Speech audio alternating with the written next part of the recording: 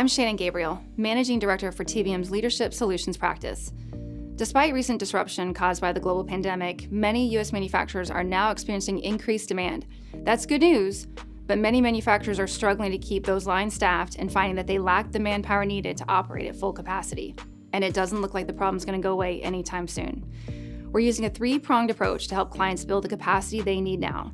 First, we're building flexible models to measure performance. This includes proactively creating staffing models and standard work combinations for different scenarios. This takes away guesswork at the start of each day. Companies have plans in place and know what actions to take based on the number of workers they have in-house on any given day. We're using specialized technologies to assist with line balancing, and we're helping clients measure and track performance against critical targets.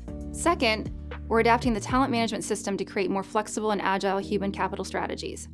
We're doing this by reevaluating pay systems and moving towards a pay-for-skill model, eliminating unnecessary qualifications for hard-to-fill positions, considering workforce development programs to retain talent, and by using technology to expedite onboarding and cross-training.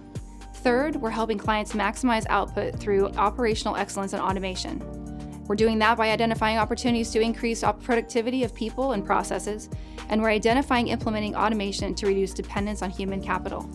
There's no time like the present to get a handle on your current capacity and begin implementing solutions for increasing it.